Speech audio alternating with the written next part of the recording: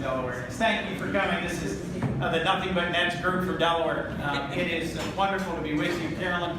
Thank you for the kind introduction. I know we're expecting my co-chair, Roger Richter, Senator from Mississippi, imminently.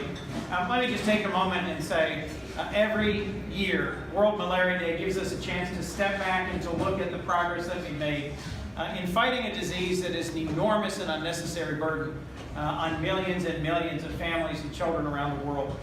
Through the President's Malaria Initiative and the Global Fund, each year we move closer to our global goal of eradicating malaria. Over the last 15 years, it saved more than 15 million, over the last 15 years, it saved more than 6 million lives, and about 90% of those lives saved were children. We've cut malaria cases by more than 40% globally over the last 15 years, and as I believe you all know, as of yesterday, we now have in field trials a malaria vaccine approved for pediatric use in Ghana, in Kenya, and Malawi.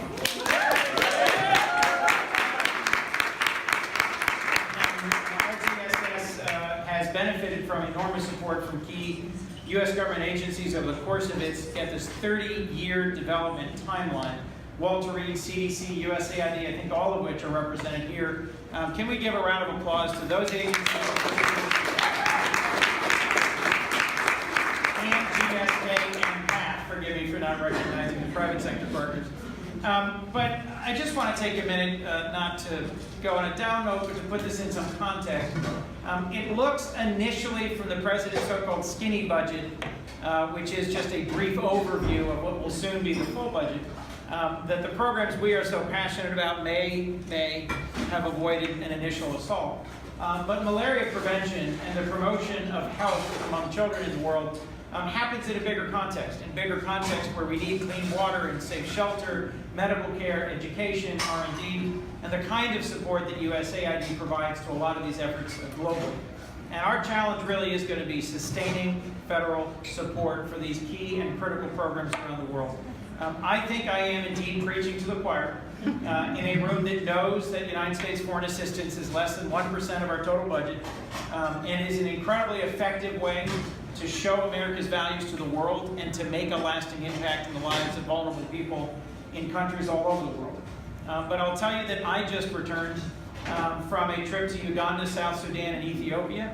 That was an opportunity, along with the Republican chairman of the Foreign Relations Committee, Bob Corker, to visit refugee camps and to visit with refugees, mostly women and children, who had just come out of the terrible conflict in South Sudan, who are among the most vulnerable on earth, and to see in person, up close, the impact that the World Food Program makes, the great partners like UNICEF and Mercy Corps and Save the Children and Samaritan's Purse make, and that the impact that USAID has around the world. We have to keep showing the difference that we can make to the world. Focusing on malaria, focusing on neglected tropical diseases makes sense because of the enormous burden they place and because they are preventable. We've made real progress. But I want to ask you to step forward on World Malaria Day, which should be both a challenge and a celebration. We have more work to do with 200 million people suffering from malaria. I'm on malaria medication myself right now, having just come back from a malarial part of the world.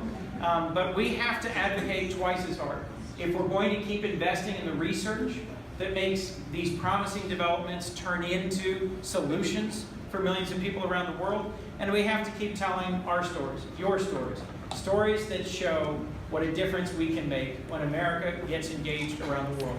I'd now like to introduce my colleague and partner, the senior senator, my senior senator, forgive me, not the senior senator, but my senior senator. It's striking that Roger Richter is not the senior senator from his home state, but a great partner in making sure that the Malaria and Neglected Tropical Disease Caucus moves forward, has its needed funding, and makes a difference in the world. Ladies and gentlemen, Senator Roger Richter. Thank you.